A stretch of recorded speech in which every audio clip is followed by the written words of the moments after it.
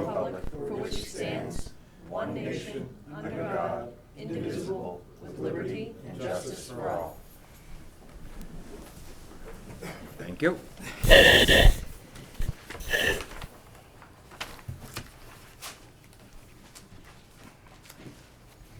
Have you got minutes for us tonight? Okay.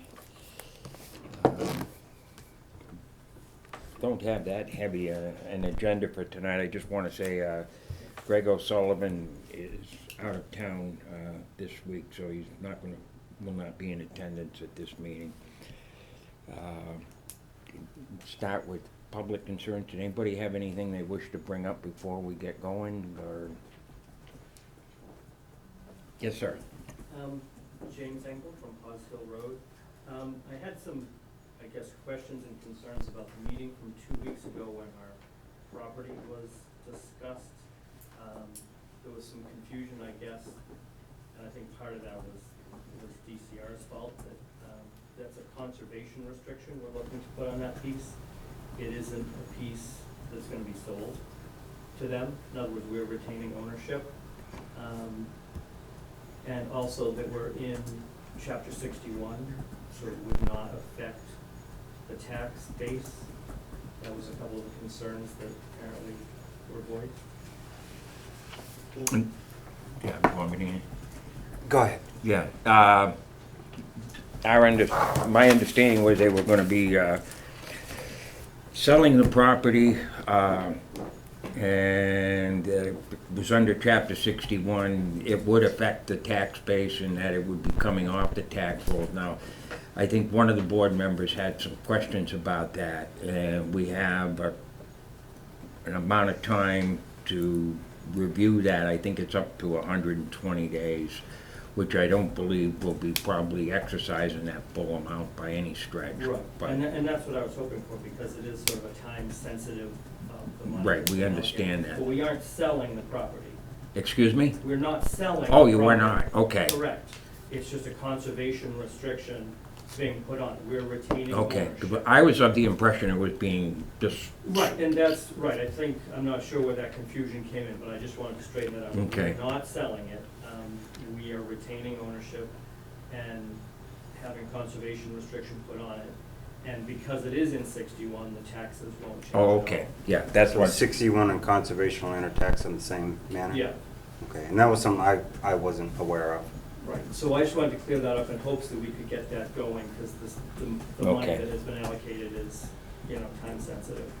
okay, I think we can, And I think we can probably, if you need some other confirmation, we have, people you could talk to, okay. from DCR. Okay, now we need to, what is it, waive that? Grant the the waiver of the 120-day waiting period. Okay, What does change with that land? It just can never be built on. In other words, basically, when it's in 61, we could in turn sell it, pay the back taxes, but once the conservation restriction on it, then it's on it for life. For everybody's life. But the tax base stays the same. I guess the only question I have, which I don't have the information, is what's the percentage of the land in Barre that's already under that restriction? That pretty much means it's set for life, that you can't touch it. I'm not knocking it, but we gotta look at, like, long term, in 40 years, where's this town gonna be and how much have we locked up that we can't do something with? And I'm just curious. It may have no bearing on a decision, I just don't know the numbers. I think probably doesn't have much bearing on it, because I think they, as the property owners, they want to work with the state on this, they can do that. We're merely part of the notification process. And we have a certain number of days, 120 days, to review and pass judgment Right, to the I state. got But you. in the end, it's their call as to whether it gets sold, the Yeah. development rights get sold on it or not, and that's the right of the property owner. Okay. About it. Okay, so do we want to waive that?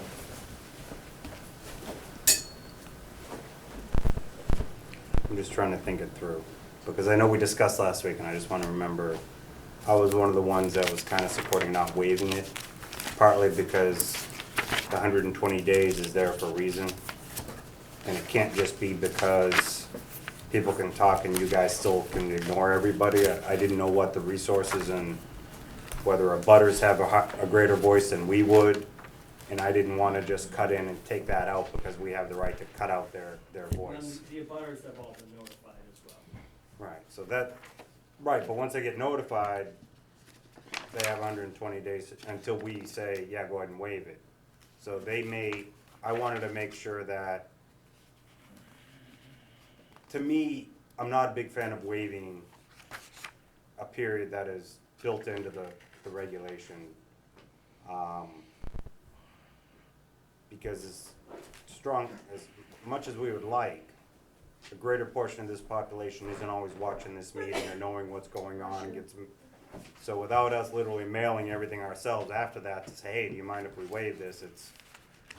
So that was more my concern, is just not limiting the window of opportunity someone might have to speak up if they had a concern. And so that's really the only thing I was standing on, because I don't have, like he said, we don't even have really a say in what goes on other than that window of opportunity. I know this isn't something new to the town either, so, and I do support conservation.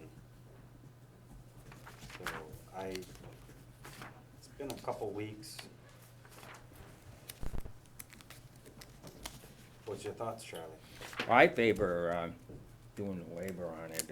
I happen to be a very strong advocate of protection of land through deed restriction, because at times the public, they have a lot of land, but at times they're not the best land managers in the world, and the better land management is done with people still having an interest in the property. And I favor that type of thing, with the type of program with restrictions on it. And it also, in the end, gives the town a little bit of say in what goes on there, as well as when, if there's a proposed change of some sort, or allowing something on it. But it does keep it on the tax roll. We do receive a payment in lieu of taxes from the agencies, so that would probably offset that at some point. It's usually a year or so behind, but I happen to like to see the programs that have the covenants on the land. It still allows for a lot clearer as to where it's going, and I favor protection of the land. I'm one that advocates for that. We have a lot of land, and so I favor it, and I don't think we have a reason to stop it, and they're the property owners, and if they want to do this, they can anyway. It goes with the right to own land. If you want to sell it, you can sell it. For whoever, and if that happens to be the state, then so be it. I'll make a motion to waive the 120 day based on recent information. Okay, I will second that. Any further discussion? Hearing none, I'll call for a vote. In favor? Aye. Okay, I think we're all set at this point. You're welcome. Thank you. Thank you for having it protected. Did anybody else have anything they wish to bring up to the board tonight? This point, okay. Sam? I didn't know we were gonna do this now, we were gonna do this later.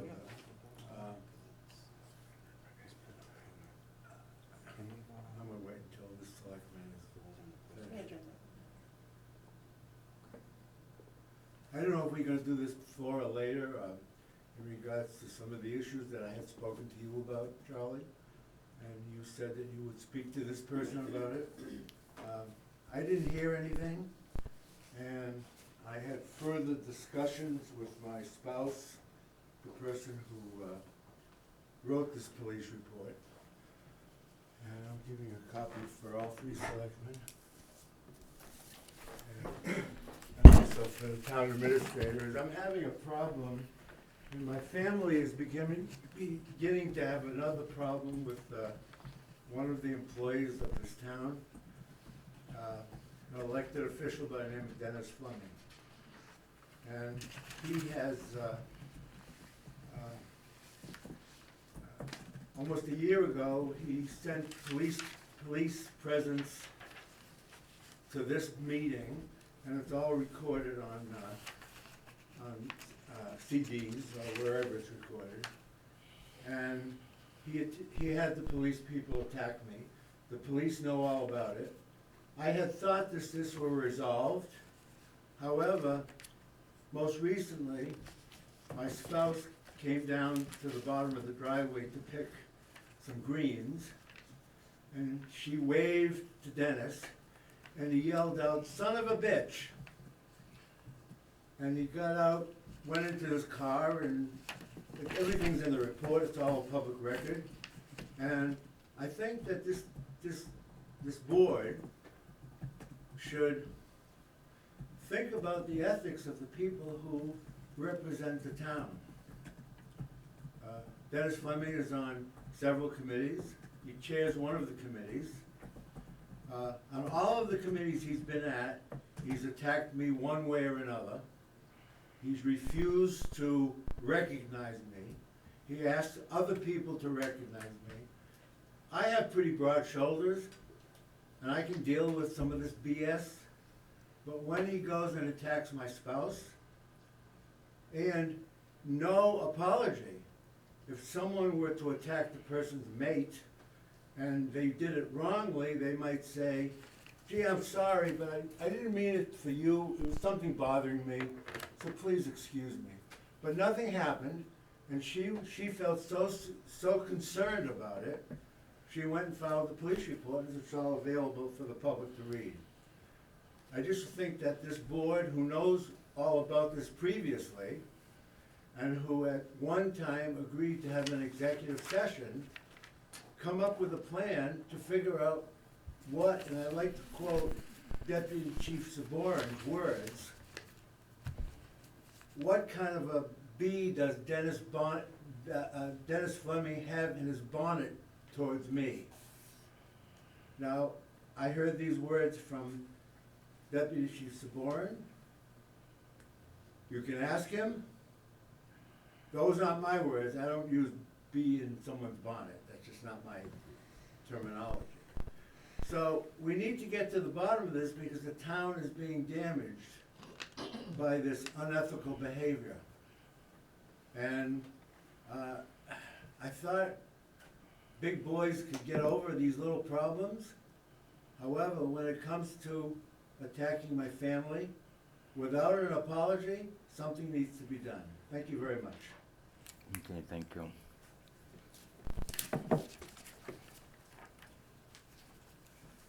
Do you have anything you wanna? Not in the public comment section. I don't wanna just come out of nowhere with discussion. Okay, thank you. Let me take that back. Yeah. I got one thing. This wasn't brought up as an agenda item. It wasn't brought up to allow anybody else to have an opportunity to know what was coming or to speak to their defense. I don't appreciate the manner you brought it up. I'm not disregarding what you're stating, but by not putting it on an agenda item and allowing this board to bring in all parties to speak on their behalf, you're using the system to voice your opinion to the public and not allowing the one you're complaining about to have the opportunity to come prepared to answer for it. And I don't agree with that, and that's just my personal opinion. That's all I have to say. May I respond or may I not respond? Go ahead. It's up to him. Well, the only reason I brought this up is because I brought you up before individually numerous times for almost a year, and I have documentation, and everybody seems to forget it for one reason or another. I think coming to a selectmen's meeting when the chairman says, is there anything that someone has to say, I guess he's asking for some opinions. Now, I don't want to point the finger at Charlie, or you, Matt, or you, Greg, who's not there, but I don't want to point a finger at him either. But I have mentioned this to you uh, numerous times on the phone. And Charlie gave me an opportunity to speak. If Charlie, as a chairman of this board, made a determination that only certain things could be said, that I guess he could have said, well, I want you to talk about this or this or this or this. But he didn't do that, he made it open. So that's what I took the opportunity. Thank you. Okay, thank you. Okay, did anybody else have anything they? Okay. Now we'll move into old business, and there'll be opportunities later in the meeting as we go down through the business. Just to let everyone know, we did get a meeting arranged with Stetson School to talk about various issues that have been going on with Stetson School and some of the money issues. I think Senator Goby's gonna be at the meeting. I guess Representative Berthium can't make it. But we're gonna meet Wednesday evening up there, and it will be the board meeting with them to talk over some of these issues. And as per our discussion 2 weeks ago, we talked about just leaving this on. I didn't know if we wanted to have any talk about getting ready for that meeting, and what we were hoping to get out of it, now that we finally got one. It is an open meeting, it's posted, so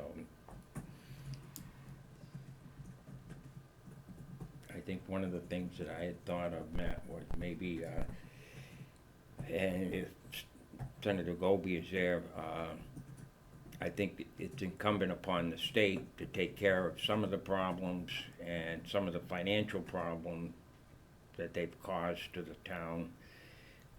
They're the ones that are arbitrarily placing students in our school system and up there, and it clearly costing us money, probably more money through the schools than it's public safety wise, but it's causing them some difficulties for us.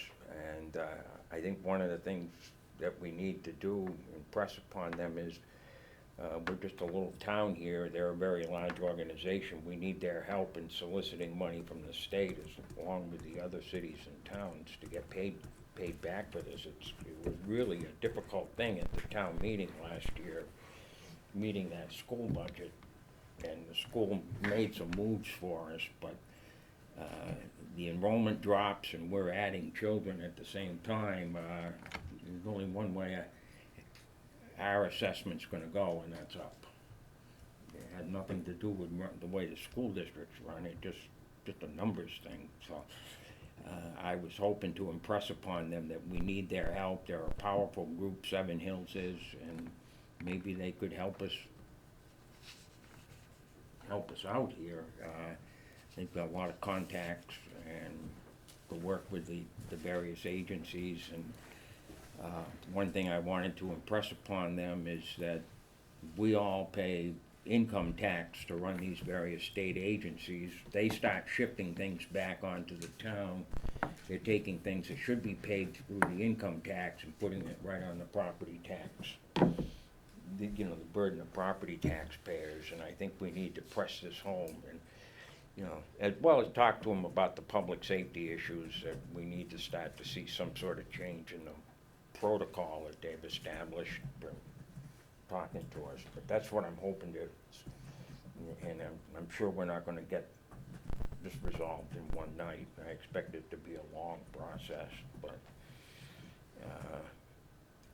they need to be aware that this is starting to add up to quite a bit of money between the schools and the town general government. I think there's two main items that I think we need to address with Stetson. One is the funding. But I think more importantly, currently, to the neighborhood is the perimeter security. Funding is gonna take time anyway, we both know that.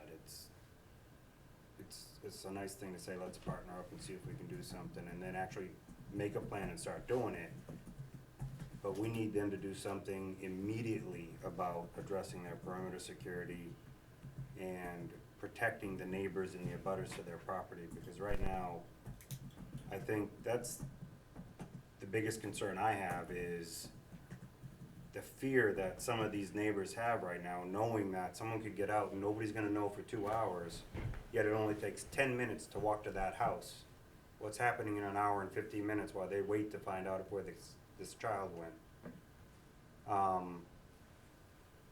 To me, that's completely unacceptable. So it's the safety first, the money second in my mind when it comes to my priority. So, but I do think they both need to be addressed. So I definitely need to think, I agree with you on the funding and the burden that gets handed down to the town because the state throws kids there that now come to the local school, but we don't necessarily get the taxes because they're a nonprofit. So all of a sudden, it doesn't quite work.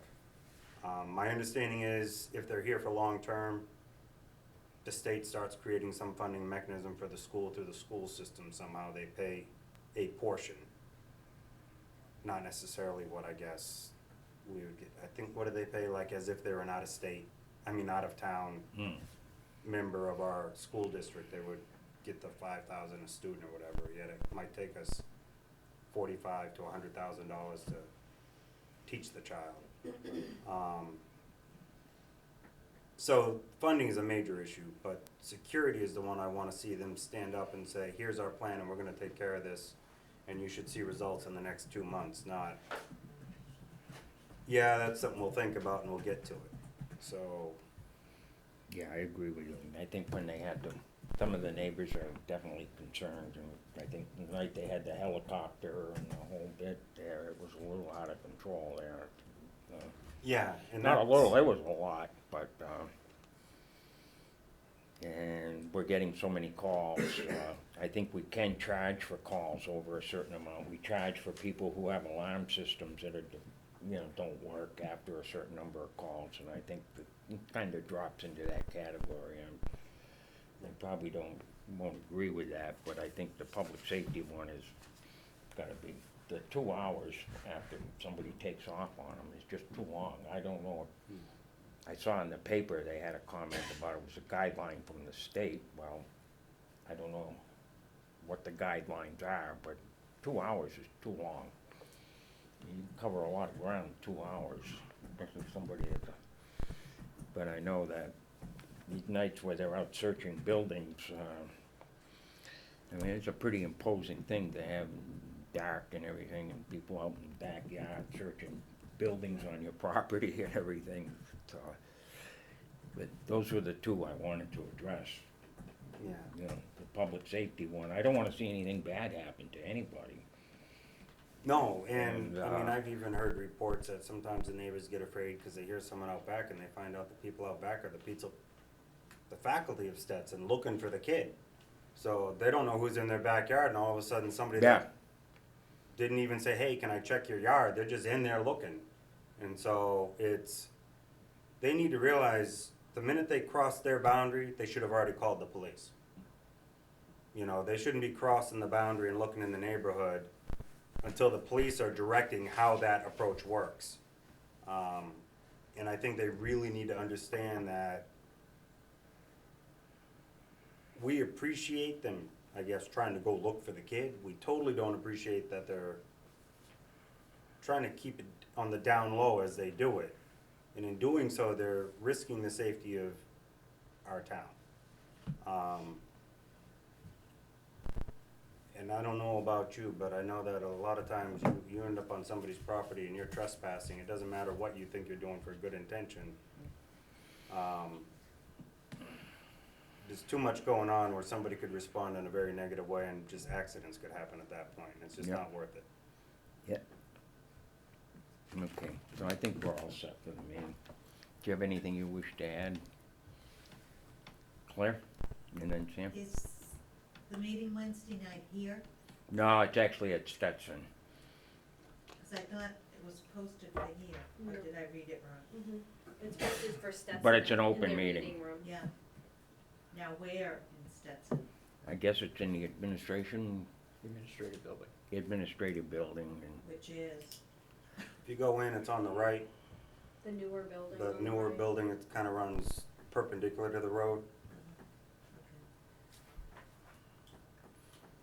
okay, Sam? I had some conversation with the chief, not because I know some inner movings or any discussions, just we just happened to be speaking, and I made a suggestion that the town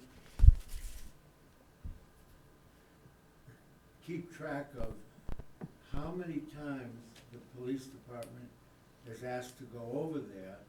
I'm assuming that the police or the representative from the police department will be at the meeting tomorrow night. Because I've heard stories from other people in town, and I'd like, the same as my feeling is that when they, I'd like to be clear, I'm not disrespecting the people who are going to the school.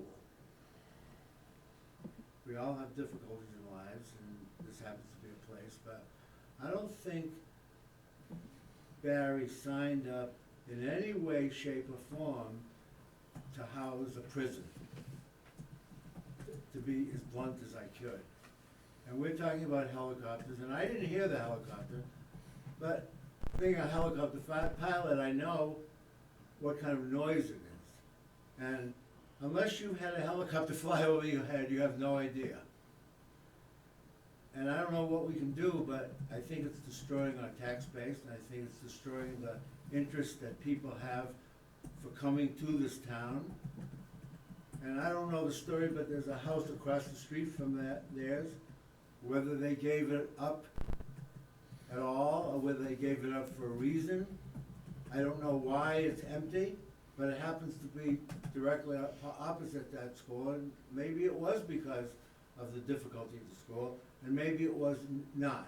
But we have a lot of property that needs to be sold in this town, and people are moving out of this town, and we wonder why, I wonder why these people are having difficulty coming to this town, and maybe Stetson School is one of the reasons. Thank you. Okay. Alrighty. You're all set with that? Okay. Also, Okay, the holiday meeting schedule. You know, it's- traditionally, there are no meetings usually between the week of Christmas week and New Year's. And we're not scheduled for one, but usually there aren't any other meetings neither. It's kind of an off week, and I guess our first meeting could be January 2nd, which would make up for the Monday night that we're gonna be shut down on. January 1st is a Monday also. But I don't know how you wanna proceed on that. If we want a Tuesday meeting, I mean, unless town business requires us, like, it wouldn't be a good idea to wait 2 weeks. I don't mind skipping that meeting. But if we got too much going on and they need then I'll accept a Tuesday meeting, or just to keep regular business Okay. moving. okay. The third Monday after that is Martin Luther King Day too, so that would be a Tuesday meeting. See, no meetings in January. DPW meeting's on the 8th, so. Well, we'll meet you wanna meet the Tuesday of Martin Luther King week? You guys do have a meeting with finance on the 10th, so if there was anything between now and then that needed immediate attention, we could schedule a little bit Okay. earlier than finance, if needed. Andrew and I Look kinda at went my over stuff calendar. today, we didn't see anything as of right now. Pretty much it's all budget right now in the office, so that's pretty much everything that we'll be focused on until then anyway. Okay. Outside the liquor license renewals that are on tonight's agenda, do we have other You will. certificates that are gonna have to come through in a timely You will, manner and I was- before then? I was gonna have you do it at that meeting on the 10th.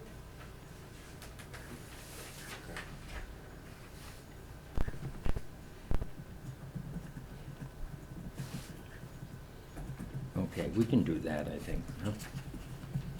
If we need a meeting prior to that, we'll call a special. Yeah, and then we do have the DPW commission meeting on the 8th, so if we had to take care of an item or two, we could start early on that night, maybe. Yeah. We have a lot of stuff. Okay, we can do that, so they, And yeah, probably should schedule the, that's last year's. The Tuesday after Martin Luther King Jr., they probably should be our first meeting. our first full meeting. So this, 16th. I'm hoping. Is that it? Is it? Okay. Okay, that sounds good.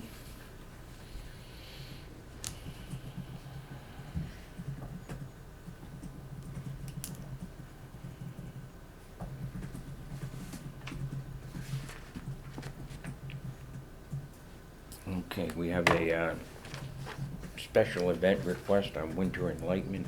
Yeah, and I think this actually stemmed from the previous conversation that you had talked with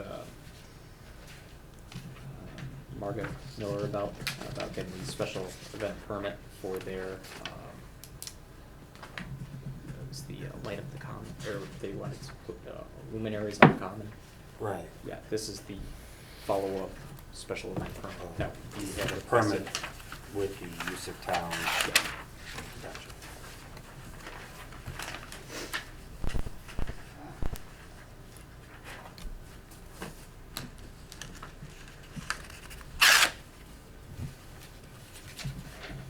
Okay, they're looking to use the,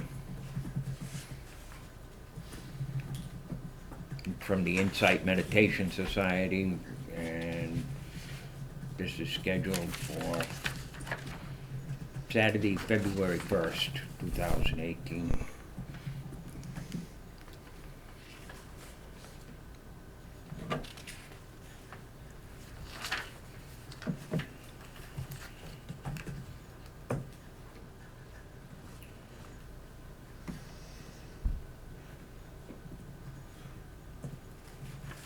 I'd make a motion to accept. Okay. I will, The special town I will permit. second. Discussion? Hearing none, I'll call for a vote in favor. Aye. Just 10 hours.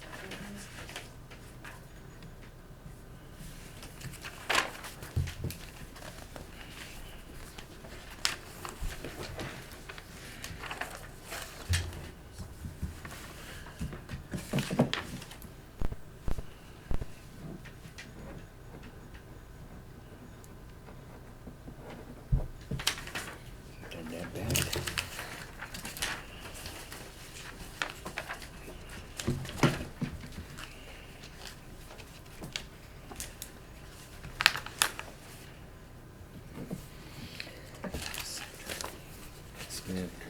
What? We gotta step out real quick. Oh, okay. We'll hold them. Sorry. Doesn't have you back.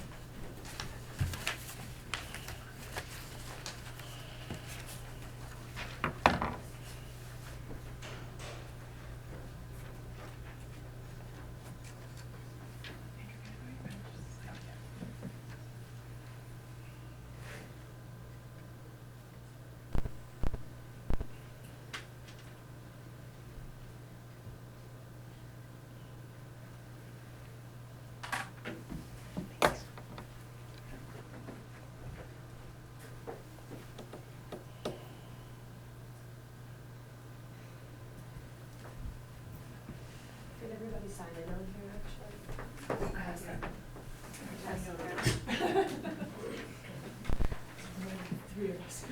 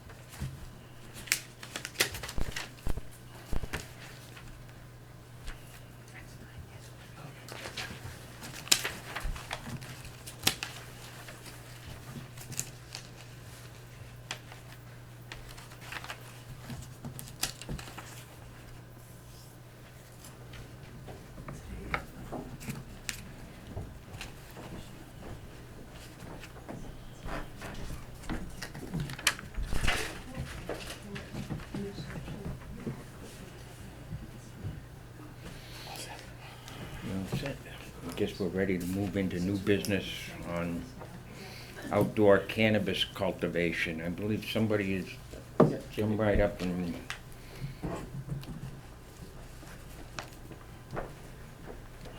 Any seat in particular, or front row center? whatever hot seat you want, I guess. Thank you. Good to see you, Charlie James. James McMahon. Matter. Pleasure to meet you. Hi, nice to see you again. Good to see you. Good to see you again. Thank you for having me. Appreciate it. Okay, you're more than welcome. So as the agenda said, I'm here tonight to speak a little bit about outdoor cannabis cultivation. I'd come in, I believe it was about 2 weeks ago, popped in the last 10 minutes of the workday, and Mr. Golis was gracious enough to receive me and have a quick conversation. And as we got talking a little bit about it, he said, this is absolutely something we need to bring to the select board, and before we discuss this any further, have them voice their opinion on it and make sure that it's discussed in public settings. So the story of why I'm here today.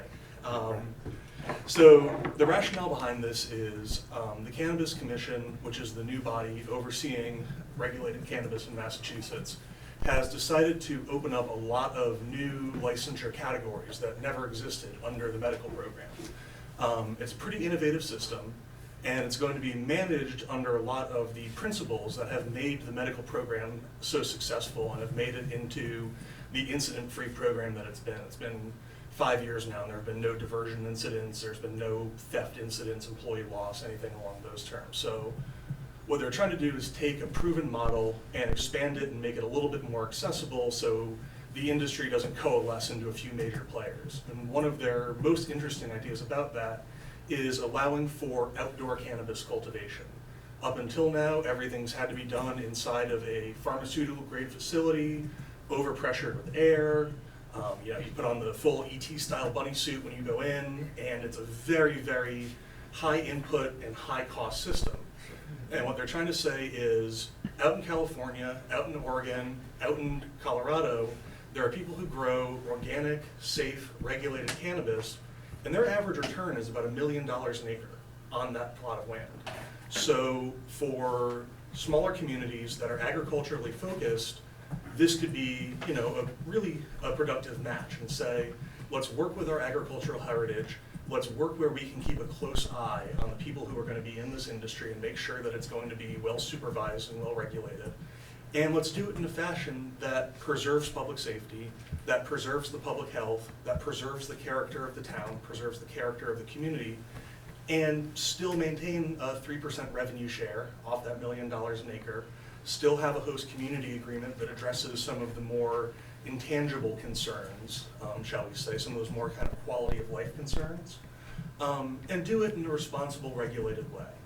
So what I've been doing for the past month or so is going to different communities in the area, especially in northern Worcester County, where there's a heavy agricultural focus, and saying, I've been working with CMRPC on this, I've been working with MDAR, and basically trying to cast as large a tent as possible, get as many voices as possible to the table, and say, this is coming down the pipeline, and it's coming down the pipeline very shortly. They are going to release the draft regulations on how this all will run tomorrow, on Thursday. And those will go out for a public comment period in January. And then the applications are gonna start being released in April. And I know Barre has a moratorium, but it's still gonna be coming down the pipeline. There's still gonna be some interest in this. So the reason I'm here tonight, a group I'm involved with, the Massachusetts Cannabis Business Association, is coming up with some draft policies, some model zoning, some model ordinances, model practice on this. That's all well and good, but it's all for naught if there's no feedback from the communities, and there's no feedback from the municipalities that say, this is what we think of the zoning, this is what some of our concerns are, these are some of our hopes for how the program would run, these are some of our issues with how the program is run, and try to figure out a way to meet in the middle. So what I'd like to do, and what I'm hoping we can do, is set up sort of an informal task force on this within the community, and say, let's work with some of the department heads, let's work with planning, let's work with Board of Health, let's work with police, fire, and safety, and start coming up with sort of a round table where we can bounce ideas off each other, figure out what some of the zoning considerations for this should be, figure out how to address these concerns, and just sort of start coming up with a roadmap for this. there are a lot of communities in the area have basically said, you know, this is something that we are very interested in. We'd like to move on this in a, if not official, at least informal regional fashion. A lot of the farmers who are interested in this have property in multiple towns or have properties that straddle town boundaries, and they don't really want to start putting GPSs on their tractors. They'd much rather have a nice, you know, sort of regional push on this. So what I'd love to do, and if the town is receptive to it, and if you think it's a good idea, just start exploring this topic a little bit more and start saying, you know, what can we do to integrate this new industry and this new economic engine into the town of Barre in a way that's going to be safe, in a way that's going to be responsible, in a way that's going to be ecologically conscious, and in a way that's going to preserve quality of life in the community. You know, the last thing you want to do is come into a new town and have something change. The reason that you wanted to come to that town is you were attracted to it in the way it was. So figuring out options to do this in a safe fashion. The Cannabis Commission has come up with some pretty good common sense plans. You know, nothing can be visible from a public way. You're gonna have to have it fully surrounded by perimeter fencing. There's gonna have to be video cameras. There's gonna be extensive testing protocols, background checks of whoever's involved in the business, no one on site under age 21. And something that makes this attractive to a lot of communities, there's no retail involved with outdoor cannabis cultivation. It's strictly cultivation.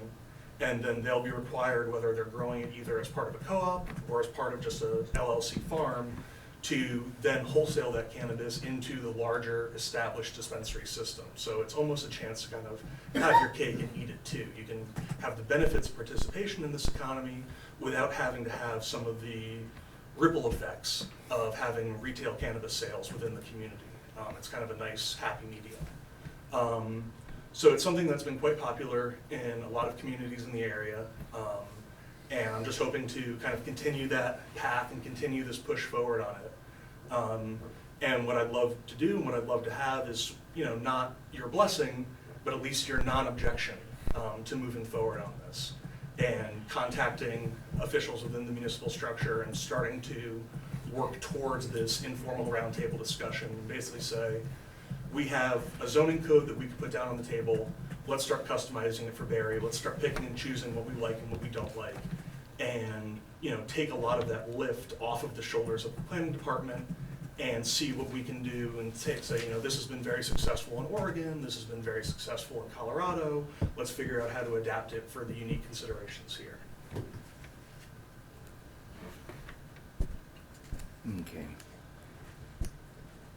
Yeah, we're on a moratorium, as you stated, and it was mainly because the, when we put it in, I don't believe the legislature had actually enacted the Right. law at that point. And so, you know, we didn't want to start into permitting something that we really couldn't do, and we're still on the moratorium because they haven't actually promulgated all the regs yet at Right. that point. We did have we have something that's pending with, for a property in town on the medicinal marijuana, as I'm sure you're aware. I did see that, the greenhouse facility, right What? up in the industrial park. Yeah, yeah, and I'm not not adverse to handling it the way you suggested. This board in particular has very little to say about the permitting, as far as I know. But we certainly could appoint the committee that would be running the thing. And we're coming up with some guidelines for the planning board and Board of Health or whoever. And I'm certainly not adverse to doing that. And I figured at some point we're probably going to have to do that anyway. So I don't know about the $1 million an acre, but I suspect as more acres come in, that figure's going to start. So that assumes right now for a pound of outdoor cannabis grown, processed, trimmed at the organic end of the market out in California, that retails right now for about $800 a pound. And that $1 million an acre figure is taking into account the shorter growing season in Massachusetts, which doesn't give you the same enormous, there's a reason we get all of our tomatoes from California, not Mass. I understand. So that figure I gave out of the $1 million an acre takes into effect a $400 a pound range and growing about 1 pound per plant, which again is on the more conservative side of the estimate. So it's a big number, but the way I look at that, that's not a reach, that's more of a benchmark, and that should be a target goal. Yeah. Yeah. MDR is very excited about this because they're looking not only at cannabis cultivation, but also hemp cultivation as sort of a farm within a farm. And saying for a lot of these farms that might be right on the borderline of profitability and might be struggling season to season to make their numbers, this is a fantastic way to supplement that income and allow another income stream on the same property, on the same farm, managed by the same people who know the cultivation that well and are familiar faces within the community. And they devote a patch to cannabis and can pay their mortgage and pay their bills off that. And then the remainder of the farm is there for them to follow their passion. And that fear of, not knowing how you're gonna pay your bills the next day can be alleviated a little bit because you have this second high in demand income stream that really allows you a lot of creativity with the rest of your operations.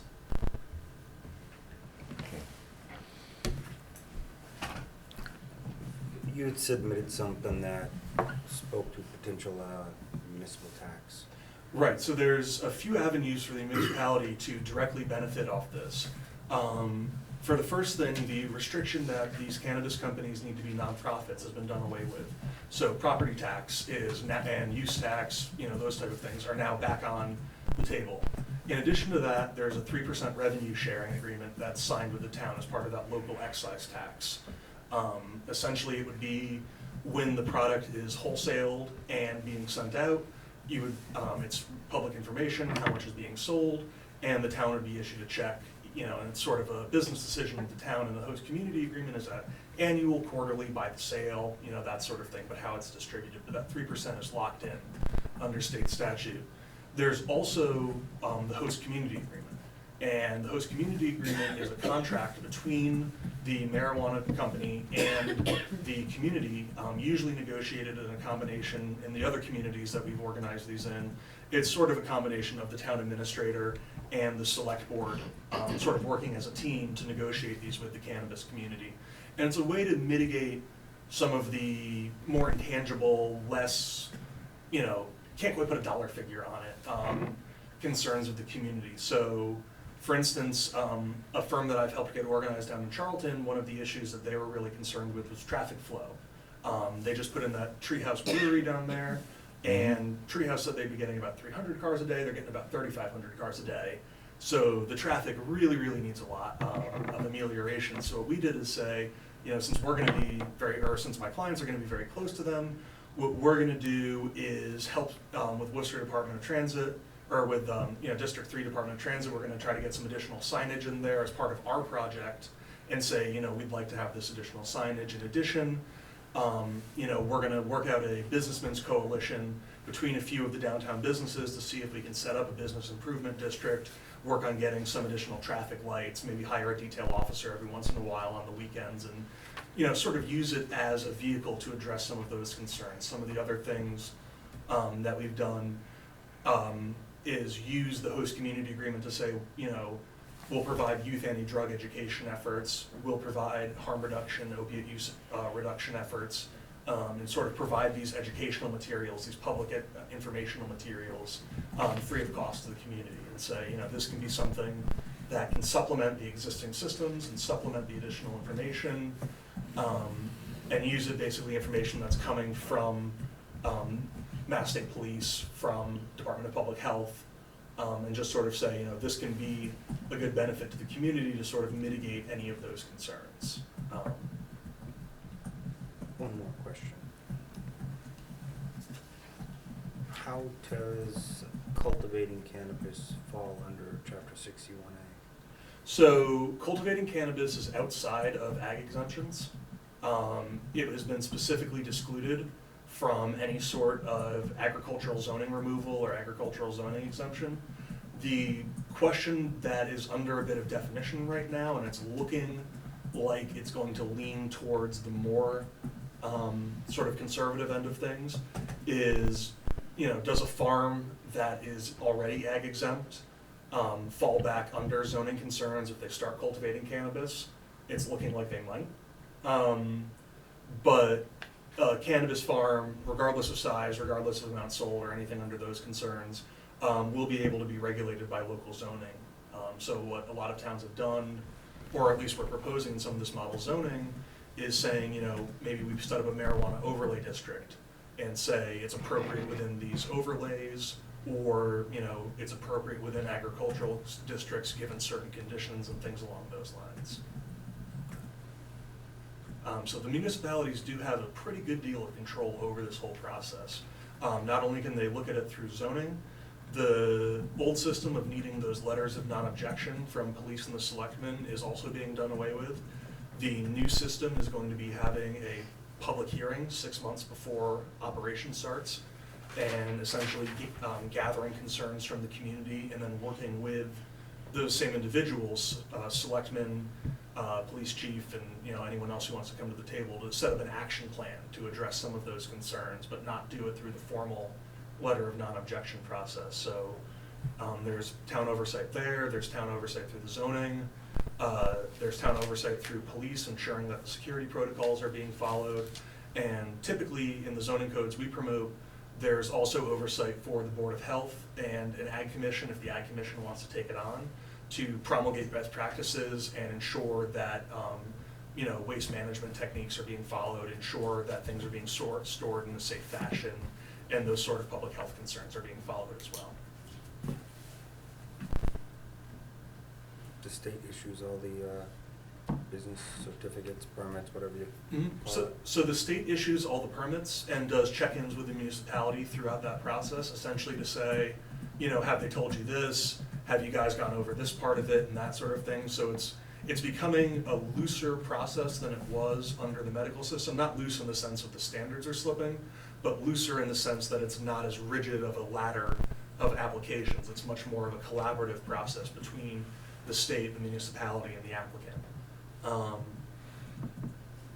So the state will issue all the licenses, and then the municipality will figure out zoning concerns and negotiate the host community agreement based off of the results of that public hearing and their ongoing sort of, you know, process of citing this facility, or these facilities, I should say.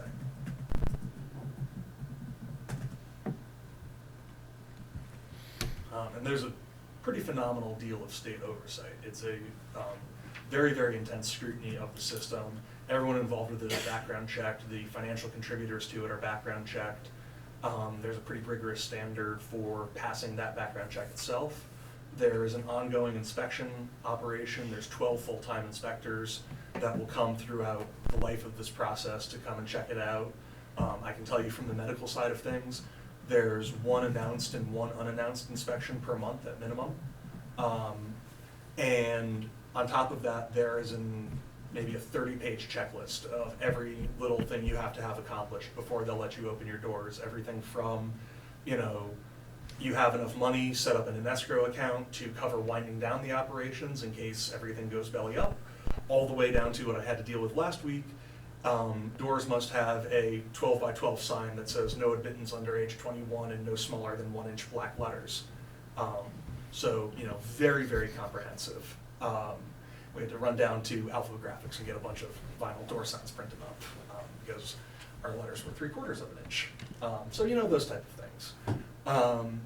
So it's a very, very tightly managed process. It's a very, very tightly controlled process. And even with all of those, you know, oversights and all of those restraints, the only industry that's ever grown faster than this in the history of the United States is broadband internet. The cannabis industry is absolutely, absolutely exploding. The Boston Globe says the market will be worth about $1 billion in Massachusetts by 2020. And Bloomberg says the overall cannabis market in the United States is worth about $50 billion right now. So there's a significant amount of market share out there. And just to be quite frank, as we all are well aware of, given the arrest records that we've seen in the past, there's a functional illicit market for this substance out there. And this is a phenomenal way to separate the people who want to do it in the correct way, want to do it responsibly, and want to do it in a fashion that will contribute to their local town, and offer a vehicle to do that, and offer a process to gain greater control and gain greater oversight over an industry that, if they don't, is just going to exist and keep growing regardless of anything we do. So the best thing to do is come up with safe, responsible, common sense policies to allow for this industry to grow and flourish, and to do it in a way that benefits the community instead of sort of detracting from the community, shall we say.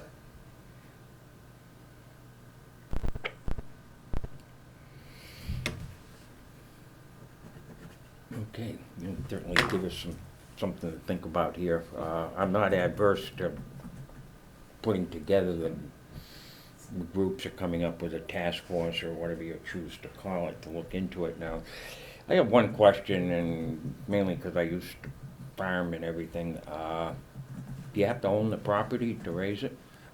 So you don't have to own the property to raise it, but you do have to have explicit permission from the landlord if you're leasing the property.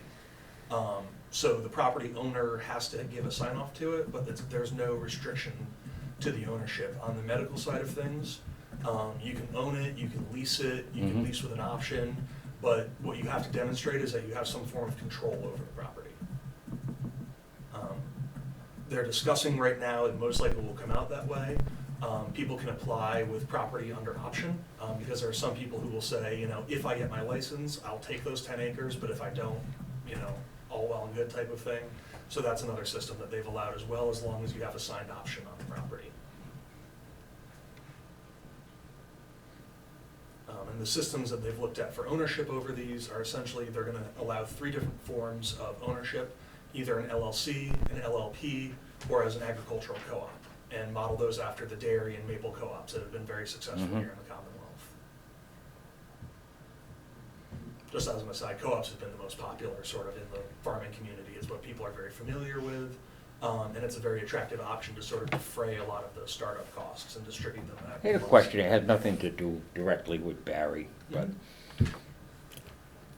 does this, maybe it hasn't even been thought of yet, but I didn't know if Department of Ag Resources had done any looking in. Does this fall under the limits of like Cap of Volstead and the ability to restrict supply and price?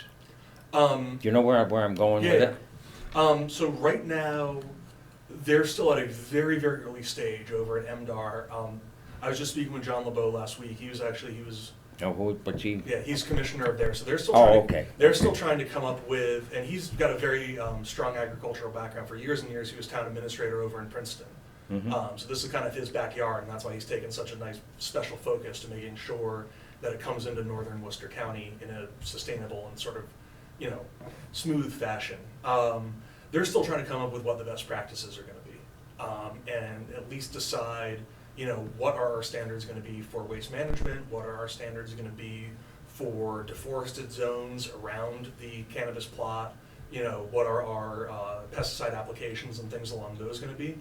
So I think that those concerns as regards towards sort of the regulatory structure over supply and demand are coming, but coming in maybe a phase 2 of regulations, and at least for right now, they've done it under a tiered growth system. And essentially, you can apply for different tiers of licenses that allow you to grow up to a certain square footage. And then there's no restriction on tiers, but you're at least classified within those groups, and it's setting something up for exactly what you brought up, for sort of stratifying the market and figuring out a way that supply and demand can be a little bit more regulated in that traditional agricultural sense. The one thing that does come into play with some agricultural subsidies is that sort of interplay of federal law, and you're now growing a controlled substance, but you might be receiving federal agricultural subsidies for another crop or something along those lines. And what MDAR has been working on in that sense is essentially trying to set up the policies on their end. So if you're in compliance with their policies, you'll make sure that you're also in compliance with not falling foul of any triggering on the federal law side. There's a memorandum called the Cole Memorandum from the Department of Justice. It lays out sort of 19 red flags of what you can't do and where the Department of Justice will start getting involved. The Cannabis Commission has been setting up all of their regulations to fall well within the points raised in the Cole Memorandum, and MDAR is doing a lot of that same thing with their best practices and basically saying, you know, we realize that you might be getting a corn subsidy and you don't want to jeopardize your 50 acres of corn with your half acre of cannabis. Let's set up a policy that'll let those two exist in separate side-by-side streams, but, you know, not have any crossover between the two. I wasn't even thinking, I was just thinking aloud maybe on restricting the supply to maintain the price. Well, right now, which they can do. They absolutely can, but the issue is actually on the other side of the fence right now. The issue is they're trying desperately to figure out how they can increase the supply. In Nevada, in Maryland, and in Oregon, on the first day of sales in all three, they sold out of the entire state supply and completely not only emptied the shelves, but emptied the shelves of the warehouses as well. And as an agricultural product, there's some lead time with harvest and cure and dry and everything else. So that's another reason why the state is so interested in creating these broad license categories to try to increase that supply and get the market to a point where at least there's an equilibrium. Because right now, it is 99.9% on the demand side. And that's the biggest thing.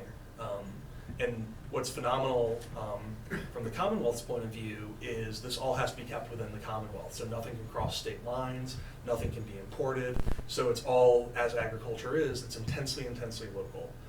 Some of the things we like to put into those zoning considerations, or at least bring up in a host community agreement, is usually provision to have a higher local first policy, and essentially say the jobs would have to be, that's typically as part of the host community agreement, typically, say the jobs would have to be advertised within the local community for X amount of time before they can be advertised out of state and things along those lines.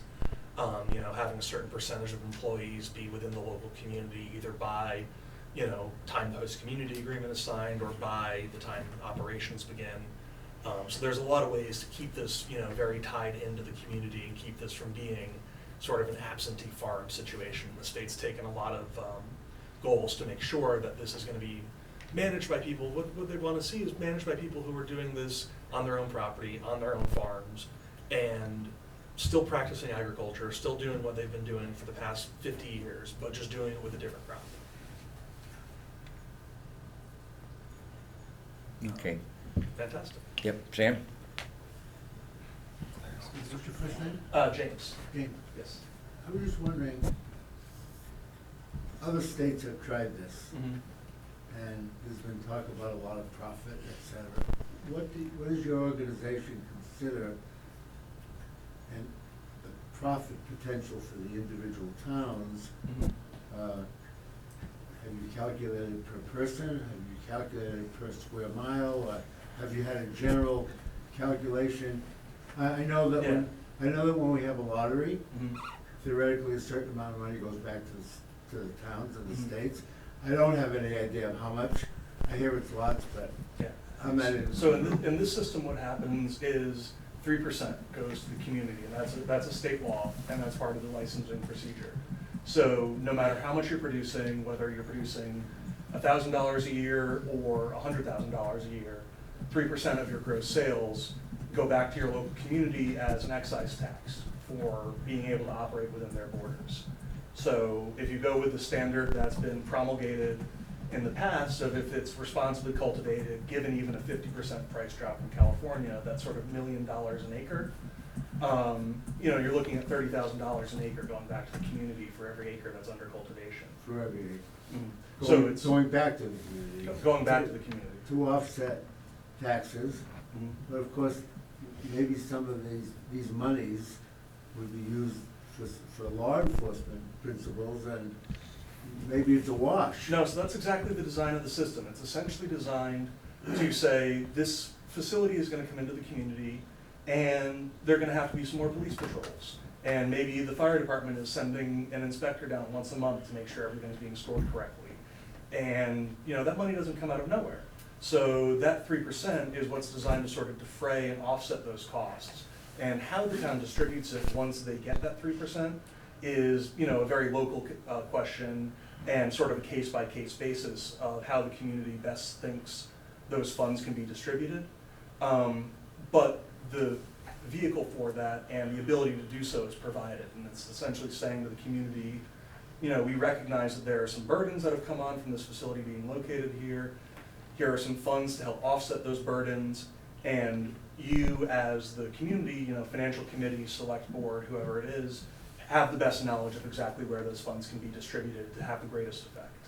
Has your organization calculated generally per person how much money the town of Barre theoretically would get if the town of Barre would be an average? That's a very hard number to kind of say, because each town will have a certain amount under cultivation that'll be different. How Each about town will have out a in different Colorado fund. or Nevada or other states that have done this? How much has actually gone back to the people Mhm. not speaking about law enforcement or other So, issues? so other states don't have this 3%, so again, I understand your question, and I understand where you're getting at with this, sort of what's the per capita benefit, but no other state has this revenue share. Massachusetts is the only state that does this revenue share. So you can't say in Denver, people get $5,000 each or anything like that there, because that number doesn't exist. So what you can then say is, the town gets, you can just sort of pick numbers out of a hat if you want to, and you can say, if the town's getting $30,000 an acre and they have 10 acres in total under cultivation, that's $300,000. Okay, well, there's 5,000 residents, so each resident, is per capita getting $6,000, and you can do those sort of back of the envelope calculations. But there's too many variables at play to say, this is a number that you can hang your hat on. So it's a case-by-case situation. Exactly, because if the town allows 1 acre, or not if the town allows, but I should say if a farmer does 1 acre, 10 acres, or 100 acres, those are gonna be 3 very, very different numbers, and it sort of depends on how that all falls out later on down the pipeline. But that 3% is absolutely a number that you can stick to, and basically, as a percentage, the more that's under cultivation, the more that's being produced, the higher that number is per capita. But it is up to the town at the end of the day to determine how best to distribute those funds. The state is determining now whether those would be held in sort of a marijuana trust account or whether those would be distributed into the general fund, and one of the two. So how is your organization able to skirt the fact that it's still by federal law not licensed? Under the same way that the state of Massachusetts skirts those regulations. So there's the Cole Memorandum, which essentially says, it came from the Department of Justice, the federal regulations, and it said, if your state's marijuana program is not doing any of these 19 things that we consider to be red flags, then you are not an enforcement priority, and we will essentially live and let live. So what the state does, why they're having those Cannabis Commission meetings, the way that we structure the zoning, and everything else about that, you stay within the guidelines that have been set down by the federal government, and you're in their good graces. Okay, just, somebody else had a question, then Bill, okay? Claire? Yeah, I've got a couple. What organization are you representing? You Sure. keep saying organization, but what? Sure, Where? so it's the Massachusetts Cannabis Business Association, and it's essentially a chamber of commerce for cannabis businesses, is the best way to describe it. Now, are you the only one in the state of Mass? Or are there other businesses like this? Other cannabis businesses? Yeah. Associations. Yeah, so right now, in the provisional licensure stage, which essentially means the cannabis business has been squared away with their local community and they've had all the local sign-offs and they're just waiting to finish their construction. There's 106 cannabis businesses within that category right now. There's 15 operating dispensaries within the state currently operating that have been operating since 2014. That number increases by about 1 per month. There are 40,000 active users in the medical program right now. What I'm talking about is your organization, your level of it. Mm-hmm. How many of those is there in the state of Mass? Oh, there's plenty of advocacy groups. There's plenty of people who are out here. So you're an advocacy group. Well, we're a businessmen's alliance, so, I mean, But you're here to sell it to the town of Barre. I'm here to sell zoning to the town of Barre and to say, I have businesses that would like to locate here. They need predictability in their zoning to know how best to operate their business. So let's work together to find some zoning that protects Barre and also allows these businesses to flourish. And there's a way to meet in the middle on that. So what sent you to Barre? The fact that I have clients who are interested in farming in Barre. I mean, I'm not trying to be disingenuous. What is it gonna cost the town of Barre to have you give all this advice? So I'm not looking to charge the town of Barre anything. I'm honestly, what I'm looking to do is take my clients who, I mean, let's be frank, the clients are the ones who have said, we'd like to know what the zoning would be in Barre, we'd like to operate a business in our community. So they have said, we'd like you to work with the town and come up with zoning concerns for the town. So I'm not looking to charge the town, this is 100% pro bono, 100% saying, you know, this is a nonprofit coalition of businessmen who have said, we want to know how we can start planning our businesses. We want to know what's going to happen 1, 3, 5 years down the pipeline. The only way we can do that is to have some sort of ground rules and have some sort of framework of the time, place, and manner that these businesses can operate in. So what they've said is, can you please go and speak with the town and start that discussion and start figuring out how you can then come back and tell us to operate our businesses. So I'm not looking to charge the town anything. I'm looking to help people who are interested in opening businesses in town figure out what the rules will be to open those businesses. So it's like you're coming in the back door. No, I don't know. I came in through the front just like you. No, Not but the you know what I great mean.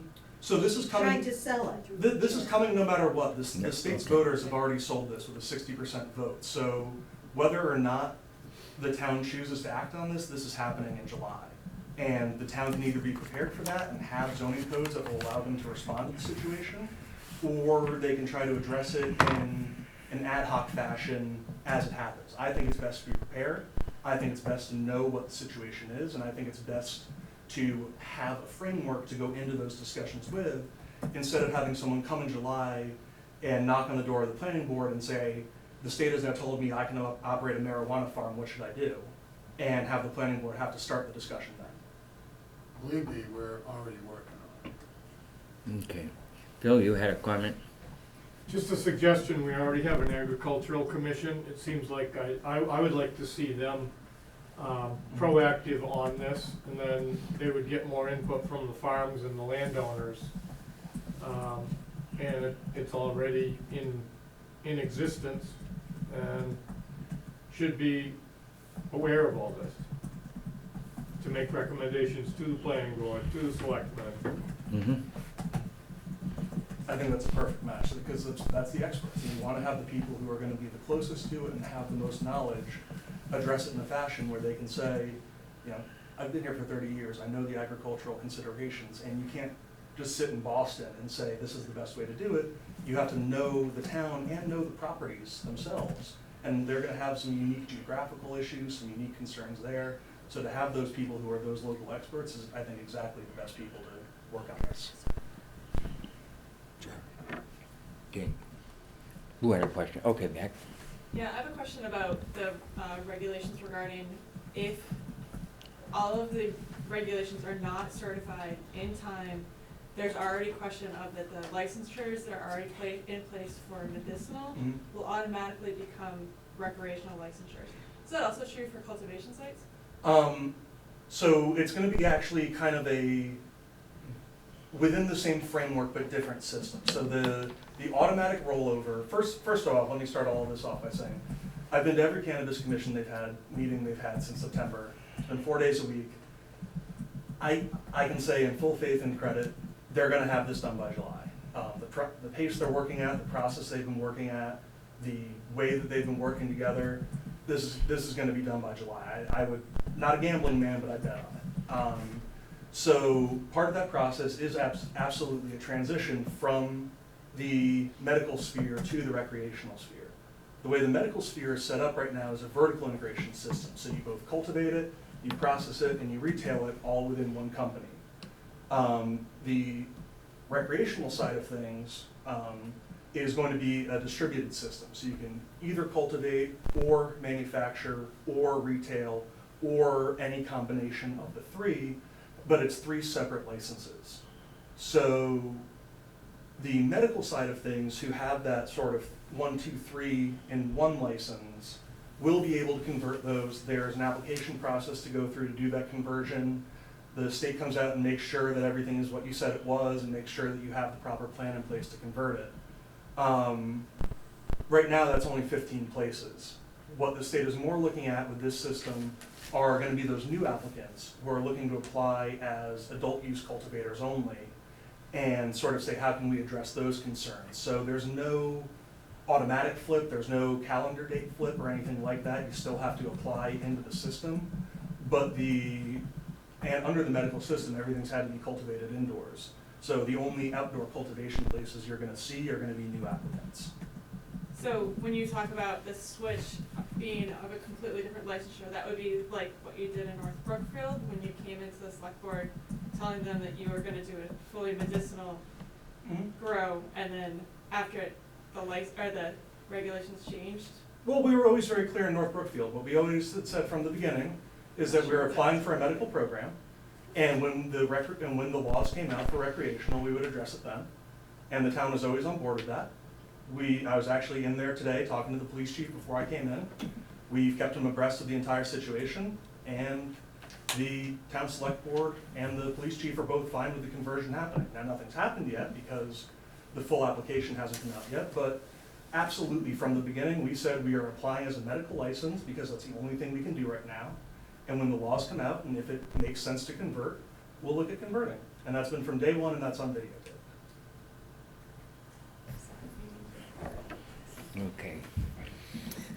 Matt?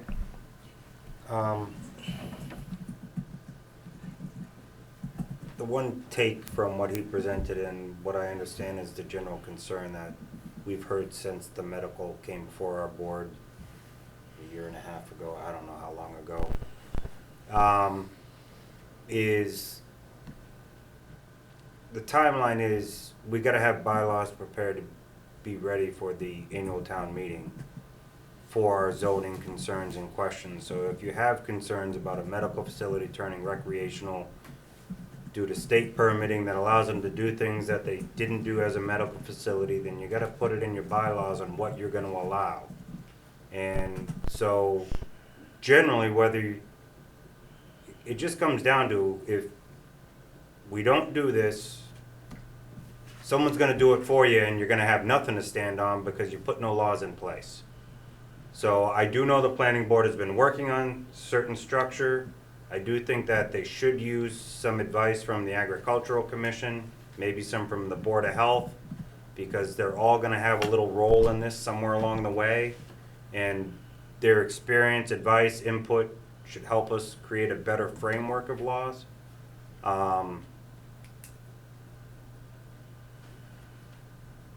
Me saying that is about all I can say on that, because I can't make one committee talk to another and work together.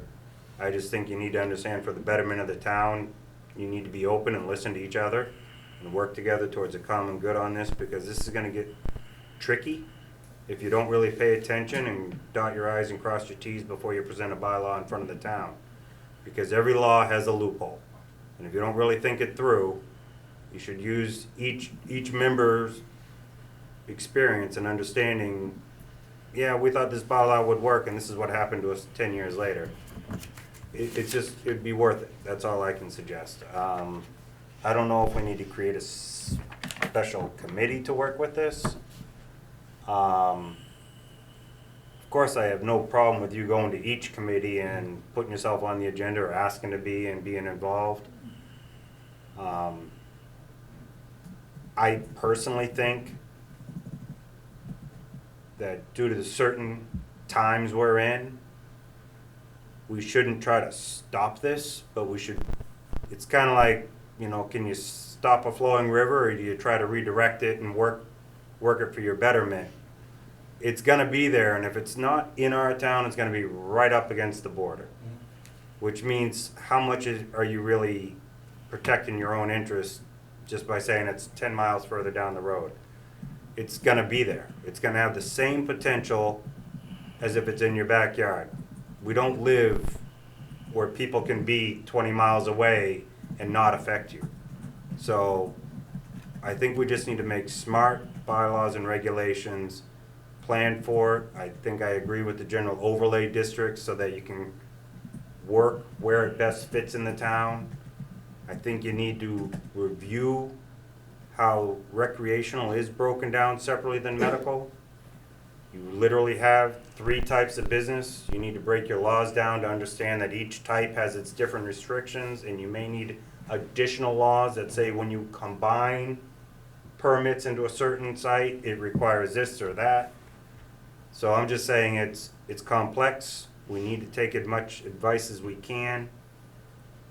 I do understand a concern of, okay, this guy's representing business entities that want it. So he may give good advice in some places, then he may hold back because he's looking for the best advantage of those he represents. Yeah, absolutely. Not necessarily saying you represent monetarily or not. Honestly, it doesn't matter. What I'm saying is if you hear good advice, take it no matter what the source, but be very careful that there's also something that might not be said. And try to find someone else to fill in the blank. So that's pretty much the advice I would have here is be willing to see if he has something to help you with, to at least understand the structure of the laws that are being debated and kind of almost approved at this moment up on Beacon Hill. Approved. So the first draft comes out on Thursday, the second draft comes out on the 29th, and then those will be sent out for public comment January, February, with a brief rewriting period at the end of February. So yeah, the recommendations have come down, and now it's just a question of translating those into regulation. Yeah, they said that, I think it was in the newspaper, they were gonna be done with this by July 1st. That's how they set up this whole system, is essentially from that first meeting back in September, they took July 1st and started looking at the various comment periods and the various advertising periods and set their deadlines based back off that. And yeah, they've been doing yeoman's work down there. It has been, the transparency of this process has been absolutely fantastic. Every single meeting has been a public meeting, has been a televised and live streamed meeting. It's been 100% open debate. There was a 30-member cannabis advisory board made up of every kind of stakeholder you can imagine, everything from Mass Municipal Association to Harvard psychologists studying the effect on youth, industry, packaging experts, the woman who designed that little cartridge that all those Gillette razors come in that you click it in and out of. She was their packaging consultant. So this has been a very, very well researched and very, very openly debated and lengthily debated subject. So really all that's happening now, the rulemaking has been done, now it's in the rollout phase. And the wave is building, and I think it's smart to be on the crest of that wave instead of waiting for it to hit you, just as you were saying.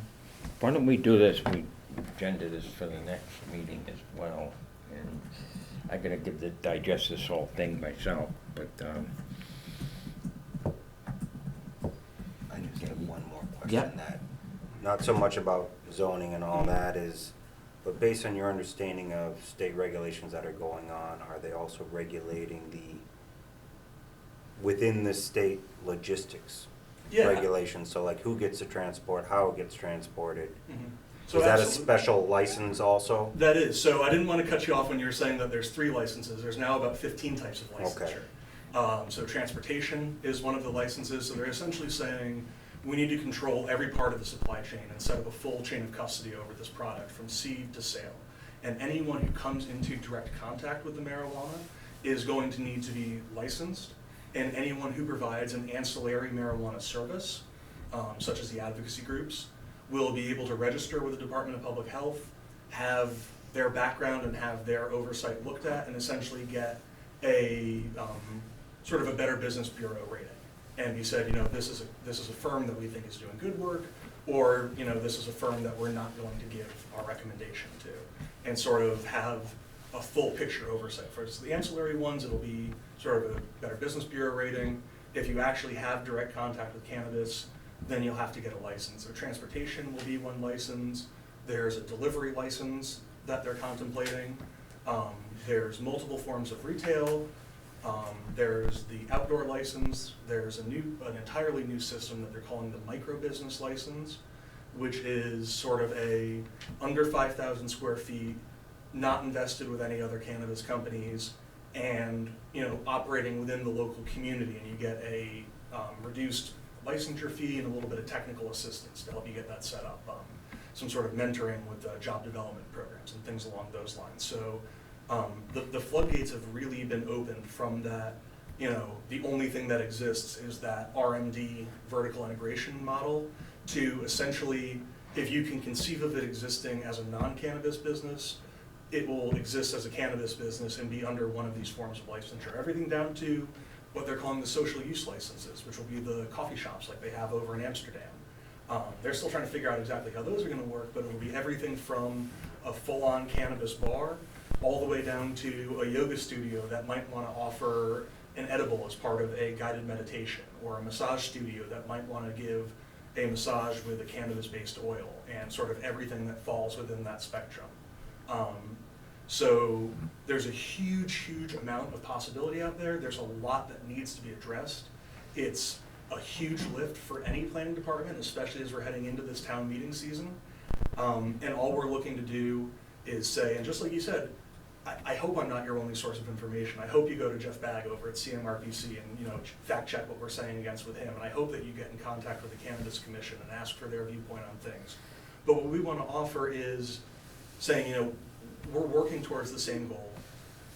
We both want to encourage responsible business development. We both want to encourage the betterment of public safety. We both want to encourage local farmers to be able to keep farming in the local community. And how, as I have been saying all night, how can we meet in the middle on this?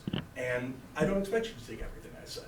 And I know that I'm not going to be happy with everything you say, but a compromise works best when both parties can, come towards a responsible solution, and that's exactly what we're looking for. Yep. Sam, then, In your experiences, have there ever been any town-owned facilities? So that's a pretty interesting concept, and that's actually something that's starting to come a little bit into the conversation. Not so much in the sense of the town operating the facility, but there are some towns, and I don't want to, throw a name out there, but there is a town very close to Barre that is interested in leasing town land for one of these concerns. And they have some surplus town land that they think would be a good fit for one of these sites, and they would be interested in being the landlord. And not only would that be an additional income stream, that's also another layer of oversight as well. So there's no municipally operated ones or anything like that. There's none that currently operate on municipal land, but that interest is definitely starting to peak. And for that direction, that 3%, the town would be paying its own 3%, and they'd be guaranteed an income such as a landfill. Exactly. So An annual there's landfill. the income stream from whatever rental payments are negotiated, and that would be a business decision. And then on top of that, there would be the 3% of gross sales. But that's very, very far on down the pipeline. Before we figure out where these are going to be, we have to figure out how they're going to be. Thank you very much. Absolutely. okay, Dennis? I'm the chairman of the planning board in town. I'm also on the conservation committee. We've worked with, and I don't want this to sound like I'm tooting our own horn, I'm not. I'm just giving you some information out here. For many, many, many months, we've been working with CMRPC, Mr. Bagg, Janet Pierce, and a whole array of other towns and municipalities that are also seeking help through CMRPC, which has been very knowledgeable. We're looking at drafting regulations for a bylaw to go before the town to vote on. Currently, we have 2 public meetings in the town hall. I'm not sure the dates on the top of my head, but for public forums to discuss all of this stuff. So we get an input from that. I'm gonna recommend that Mary Ann notify the members of the Aggie Board to participate in that, and the Board of Health and anybody else that wants to get involved with it, because the more the better. We've been on our own time traveling all around the state, going to different towns for these CMRPC meetings with a whole lot of other towns to discuss these same things. So we're working very vigilantly on it, and I commend some of the other members on the board for taking their time uncompensated to do all these things. I know that sounds like a little self-serving, but it's not. It's just It helps very though, involved. because like I haven't been tracking what you guys have been doing. I've got other things that I've been paying attention to, so it gives me more input to understand a little of the effort you've been putting in. Don't get me wrong, I did not assume you're doing nothing. I haven't been really on top of it, all that you've been doing. I just want to say, I hope you don't think I was saying that. I hope you don't think I'm saying it hasn't been addressed. No, Just I'm offering a not- supplement. Not implying that at all. I'm glad Phil mentioned about having somebody from the Aggie on the board, that's a good idea. Because who knows more about agriculture than the farm. Okay, I think what we wanna do, to allow Greg to have some input, and why don't we agenda this for our next meeting, and talk about it, revisit the issue again, and how we wanna go about approaching it. I think we have a lot to give some thought to.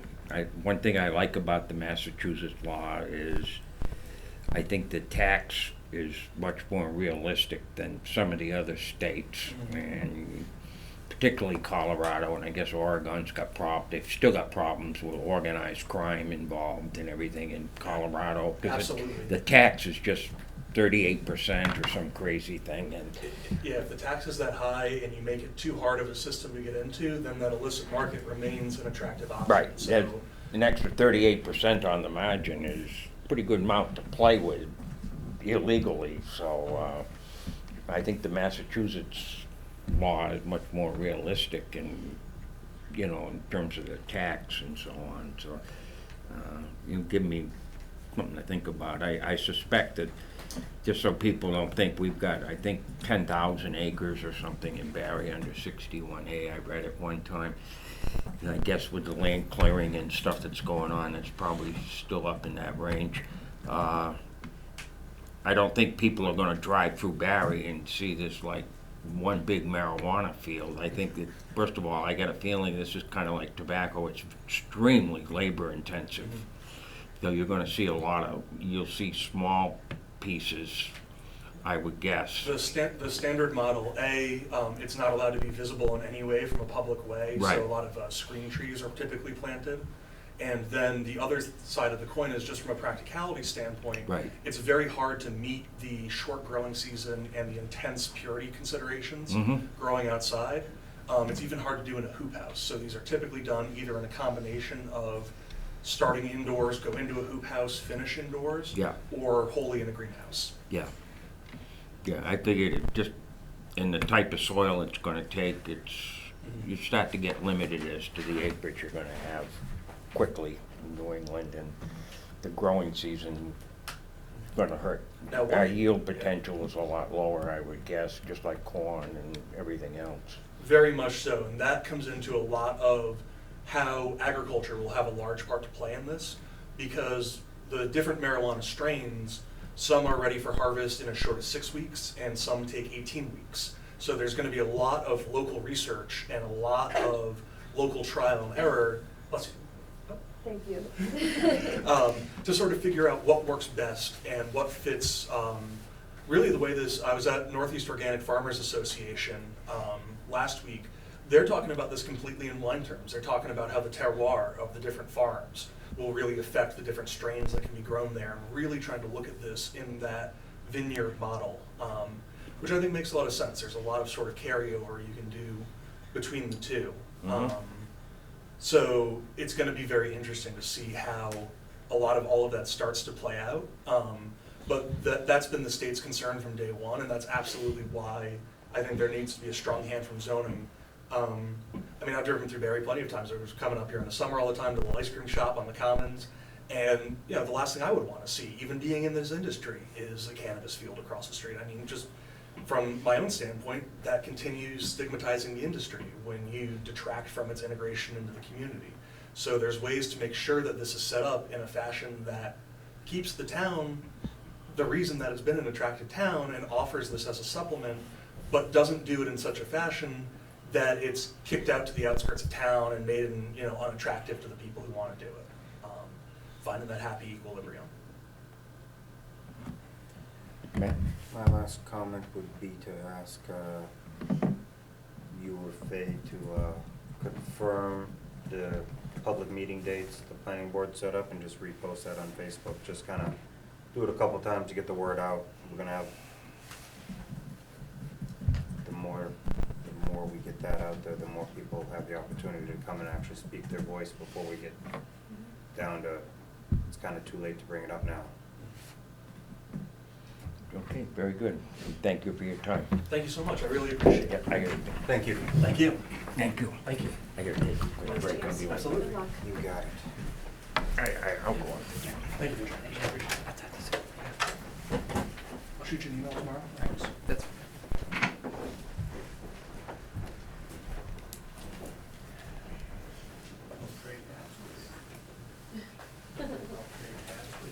No deal.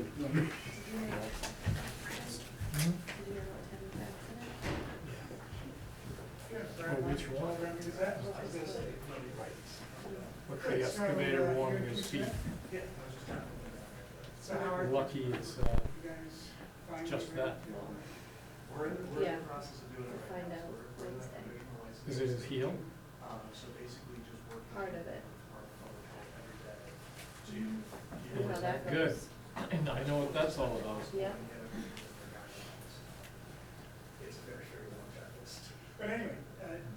Ed must have been sick. Mhm. Yeah.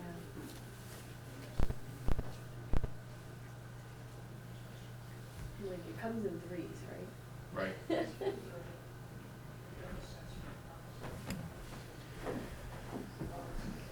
Shouldn't be needed on the alcohol thing, that's all good, right? Yeah, yep. Okay, I think we're good. Fine, thank you much.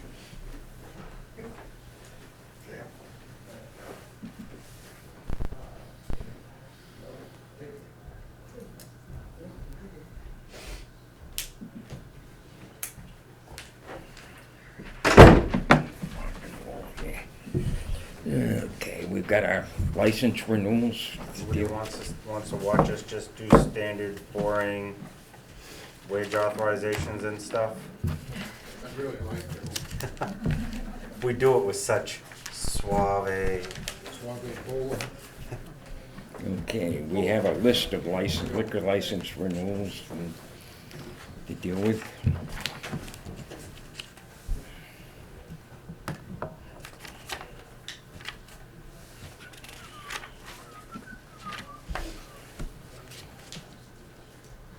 Now, I think we can just approve the entire list, Yeah, right? I think Faye's got the. Yeah, I provided the list to you guys. These are the liquor licenses for the 2018 season. We have, every license is renewing. Every license has been checked with the tax collector. There's nothing, a couple had, I want to call it an outstanding tax, but it's not really, it was just due in November. So there's nothing over lots of time, so to speak.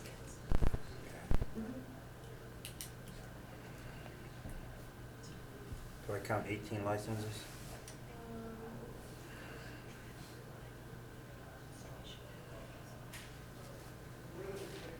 Correct. And I have one to add on there, which I finished after I compiled this list for you guys. It was a motor vehicle class 2 license for Motor Specialties Incorporated.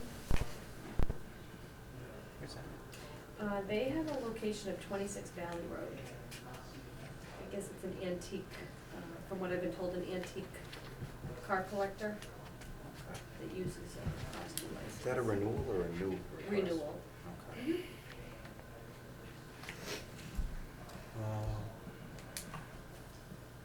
And don't we have to do common victualers and all those? Yep, those will be coming at your next regular meeting. Okay. We're using that new software, kind of ran into a couple hiccups with this.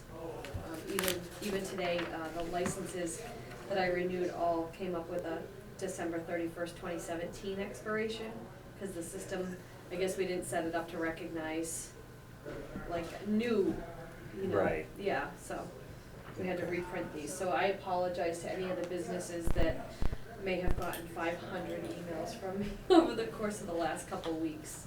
I didn't expect that all emails were being sent to the businesses, but apparently they were. And make a motion to approve the liquor license renewals for in-holder restaurant club license, farmers brewer pouring, and off-premises liquor license renewals. Okay, and second that. Discussion. Hearing none, I'll call for a vote in favor. Aye. Aye. Just one more thing if I can add to that. We gotta do the other one separately though.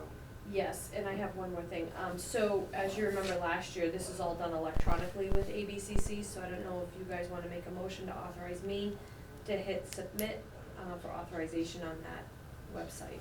There's no local authority signature thing? Not anymore. Yeah, you type in the names of the individuals that are on the board, but the administrator of the account hits the submit button, Right. pretty much. So I There's just no- need you to there's make no- a motion to Of course, authorize that's how me they to. do it. They write a law and then they're like, but we'll make it hard for you to use the law. I would make a motion that Faye is authorized upon approval in the meeting to hit submit in the software program to finalize the application process. I will second that. Hearing further discussion, hearing none, I'll call for a vote. Aye. She'll go to jail for us if it's wrong. Yes, because we'll say that didn't happen in the meeting. Yeah, we'll say it Funny, happened. the video We'll disappears. say it happened, but we gave I'll her, remind everybody to check the we YouTube. gave you the authority to do it. So, okay. All right, then I now make a motion to accept the motor vehicle class 2 I will business second. renewal certificate. All the specialties, Yes. I will second that. Discussion, hearing none, I'll call for a vote in favor. Aye. The only other thing you guys have to do with the liquor license is the 2018 seasonal population increase estimate. Every year we have to provide ABCC with an estimate of what our population will be. Where'd So I that number did- come from? Ellen Levin, town clerk. Ellen estimated. Yeah, 50/50, pretty much. is that based on the current population or actually thinking we're gonna grow? I think it's current plus the estimated. Yeah, basically, it's what gives us our quota for the amount that we can offer, because they base the number of licenses that are given to the town off the quota, but I believe it's probably based off of what the last census, or local census was, right? That's what she gave me. Yeah, okay. Yeah. Best possible guess Gotcha. from the town clerk. Right.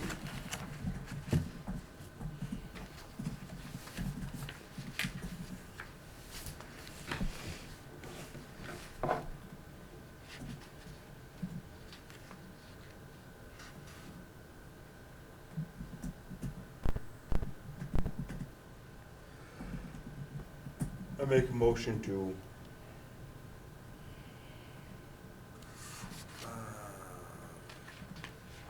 sign the 2018 seasonal population increase estimation form indicating as of July 10th, 2018, Barre will be at an estimated population of 5,050 people. I will second that. Discussion, hearing none, I'll call for a vote in favor. Aye. Yeah, primarily the seasonal population increase, it's really based for, the towns on the Cape that go from 2,000 residents to 20,000 residents in July, so. Less for us, and more just a matter of process. We get 20 more people in the Yeah. summer. They all come back from Florida or something. Yeah.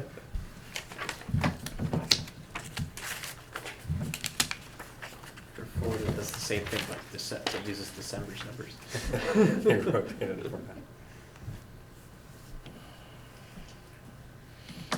Okay, we have two resignations, one from Tom Mertzick from Council on Aging in our packet of information, and the other from Kyla Casiello from Youth Commission. Was pleasures of the board, wishes of the board. I did not have the privilege to get to know Tom Mertzick very well, but I would like to at least express my appreciation for his contributions to the Barre Council on Aging.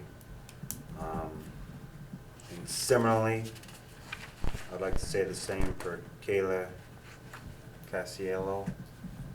As you can see how I tried to pronounce her last name, I also did not get a lot of chance to spend time with her. But I know that she got on the committee since I've been here and took on the chairmanship at least at that point, and I appreciate what she did to help play that role and get that youth commission moving forward again. So, thank you both. Okay. I would Do we have to have a vote on that? You can.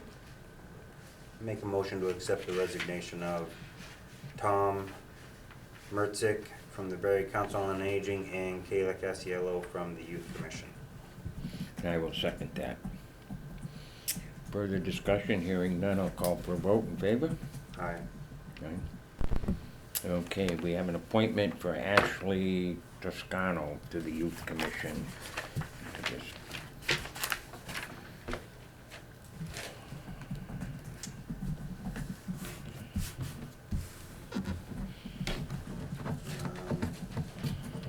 Has the Youth Commission made any comment about supporting this?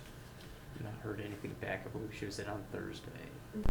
Yeah, I think they recommended she come in and do the application from what she told me, so I'm assuming they support that. Okay. I make a motion to appoint Ashley Toscano to the Youth Commission, pending no negative feedback from the Youth Commission after said vote. Okay, I'll second that. Further discussion? None, I'll call for a vote in favor. Aye. Now, we have an alternate on the Council on Aging, right? We do, yeah. Do, and that's Stanley McNitus? It is correct. Do we wish to move him on to the, I assume probably should check, and make sure he still wants to. Yeah, I we was should probably saying wait there's till more we than get- one alternate though. I'm sorry? I thought there was more than one alternate on that committee. Well, Because we didn't we'll really wait till- vote alternates in, so I think they had their own alternates Right. they appointed. Correct. We'll, Yeah, we'll we wait can- till we get guidance from them as far as who they Okay. recommend Yep. for appointment. Okay.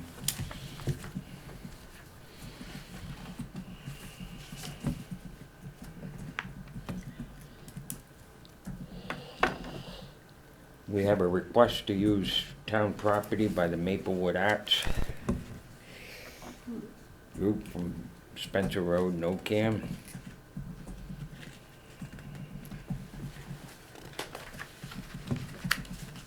And we've had this group before, I think. We do a lot. Yep.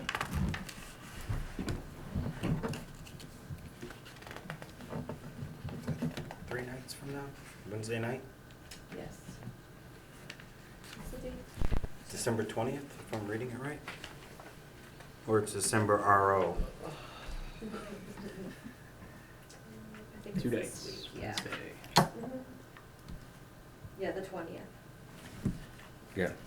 What ground they give in handwriting, they make up for in the arts, Yes, yes.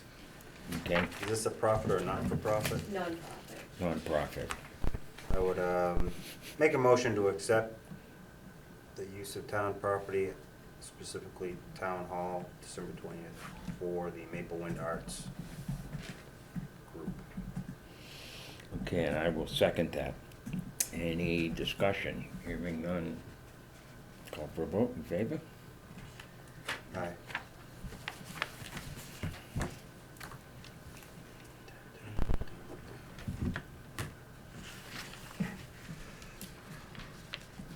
Okay, and we have a National Grid's annual rights-of-way management plan. This is more of just a notification. We don't take any action on this whatsoever. No, he posted on the town's Facebook page as well, so. Okay.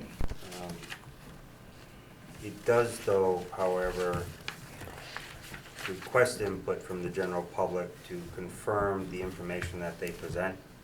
More specifically, they state, whether it was in the cover letter, I forget, or in the wording here, that they recognize they don't know everybody's use of their own land. So when they present their vegetative management plan, that includes use of pesticides, et cetera, they are trying to work around individual organic farms and things like that they know of. So if you have an organic farm and there's potential, there's any National Grid distribution around you, I would suggest reviewing this and then finding out if you think you need to notify them that you have an organic farm and you're looking for a more restrictive use of pesticides around your property. So again, Town Administrator's Office, Faye, I know, helped post this same pamphlet that was sent to us on Facebook. It's there. You can also come to the office if you need a copy, obviously, and it'll help you find out how to communicate your concerns and potentially at least let them know what you do on your property. I don't know what rights you have. I just know that it does speak to, this is an intent to let you voice your position. So, we won't do it. Don't ask us to represent your concerns to them. That's not what this is about. This is about letting you know to go talk to National Grid about your concerns. It's actually a very large area. When you consider the power lines and how they run diagonally right through town. So, did you have anything you wish to report? Sam? I have a question, I guess just a procedural question. You all mentioned about the information on Facebook. Is it also on the town website or a web, I guess they call it the website? As of Thursday, So all of everything this- that gets posted. So all of this information is posted in Word form or just in video form? Everything that gets posted to the town's social media page is concurrently posted onto the town's website as well. Oh, wonderful. Yeah. So, 'Cause I'm not old enough to have Yeah. Facebook yet. It's, That's okay, neither am I. You should be able to print it from there, right? Yes. Yeah. Our Facebook page is a public page, so everything posted on there is accessible whether you're on Facebook or not. right, the website is, as Andrew just said, it's up and running since last week, and therefore it is a much improved, reliable resource for information. And go take a look. You'll like it. I saw it, I thought it was nice, by the way, just as a joke, as a point of information, my son asked me if I was in LinkedIn, so he could talk to me, whatever LinkedIn is. And I told him via email that I was on Linked Out. So I'm glad it's on a website, you can read it. Thanks. Okay, do you have anything you wish to, under Selectmen's reports? I have one thing I'd like to, Okay. it's more of an initiative to kind of raise an issue I've talked about before, but I think need to raise it up a little bit more. Part of it is a little request of information from the town administrator's office. To start planning for the distribution of our cable access throughout the town. Our current agreement with Charter limits what roadways require them to extend their service into based on population or density along the road. I would like to know when our current agreement ends. When I'm reviewing it, I understand that you may want to start negotiations with them up to 1.5 years before your current agreement ends. That's how I've read it through state. I think we just entered Advice? into a 10-year contract, I wanna say 2013, 14, somewhere in Okay. there. And if that's the case, then I still want to figure out the right means to speak to them about other opportunities, because this is extremely important to certain parts of our town, and we really don't have another means to fix it, so we've got to find out and approach them and figure out how can we get this to these homes. And secondly, we need to explore funding mechanisms or even potentially betterment taxes to help these homes get it, but then extend that over so many years so that the cost isn't something they're paying up front, where they can absorb it more easily over time. I think we we can't wait 10 years to figure this out, because by then, cable's gonna be outdated. And we're still gonna be 10 years behind the highest speed systems going on, and which just puts our educational opportunities in this area backwards, behind this. Not to mention the potential impacts of net neutrality and all of that just occurred. When you've got a slow network, and then they decide that they can slow you down more, you might as well just pull out the abacus and get back to figuring out math without a computer, because you're just gonna watch your computer spinning. So we gotta do everything we can to make that a priority, and it's something that's really, really important to me. So I'd really like to see what we can do to make this a higher level thing for the town to look at. I think it's more important than, let me rephrase that, it's an undervalued benefit to the town based on how we look at our infrastructure. For the longest time, it was never considered part of your infrastructure because it was a privilege. But the way we live today, internet access really isn't a privilege anymore for children or young adults or even professionals and college students that stay in Barre. They won't want to stay if they don't have it. So we'll have no retention of our population if we don't fix this soon. So to me, I just wanted to bring it up as a report to initiate and really speak my voice and see if we can get this moving forward. And so the request was just simply get a copy of the contract so I can read it, figure out when the termination date is. Okay. Don't some people have this access via the telephone lines or via the satellite? Or is Neither of them are as reliable as your cable connection. oh, really? Okay. Both are, well, in my understanding, our phone lines are very slow. They're an ancient system because we don't have Fios or fiber optics running on the phone line in our town. And when it comes to satellite, it's too dependent on the weather. You get clouds, you get bad weather, you get wind, throws the satellite off, it stops talking, and you lose everything. Snow on it. So satellite is what you go to when you really aren't connected to you can kind of live on your own, on your little well and your little solar, and not be connected to society. Or you're stuck in Barre and you don't have cable to your house, so you're living on a satellite because it's your only option. Is there no way to ask the telephone company to bring in fiber optics? We can ask. And then we at least I'm have just, two companies to fighting for us. Right now, if it's on cable, then they make all the rules. I think it's a good option to look at, you're right. This was just to get the ball rolling on, we gotta find an answer, and I believe currently cable is the most reliable in this town for that. It may not be the only option though, so I agree, we should continue to pursue and look and see what other companies are willing to invest in and maybe help us get to where we wanna be. So I agree, don't get too isolated on one thing. Okay. I don't have anything extra to report tonight. Let's see, your town website's up. Good job, Andrew, thank you much. Thank you. A lot of work went into that. Thank you. Looks really good. Appreciate it. Looks good. Yeah, a lot of weekends, a lot of lost time put into it, but glad I got it done with.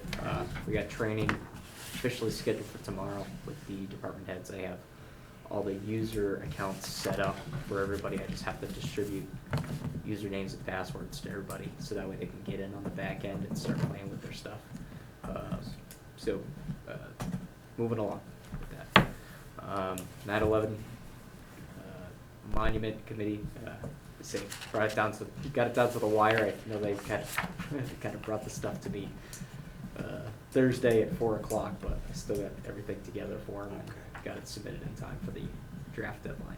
Thanks for your help on that, because I know it was squeezing something into an already busy schedule. Yeah, did a lot from home, so.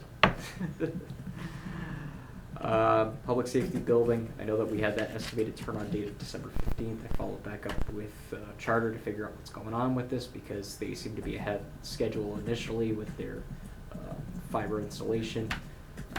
After I had completed this and sent it out, I got confirmation back from them that they're looking to schedule the on-site installation on Friday of this week. So hopefully that moves along as planned and everything else falls in right behind it. And finance, we're officially done with the balance sheet, and the schedule is on track to be done this week. Submitted to the state 6 months earlier than last year. Step in the right direction. Thank you very much. Thank you. Thank you. To both treasurer and accountant's offices as well. Okay, Faye, did you have anything, you got anything else? That's it. Faye, did you have anything you wanted to? Nope. Okay. With that, I guess we've come to the end. Take this opportunity to wish everybody a happy Merry Christmas and Happy Hanukkah. If related to holidays, we take this time to enjoy yourselves. So with that, Happy New Year. Come to the end. Make a motion to adjourn? Thank you. Second. David? All right. Thanks so much, all.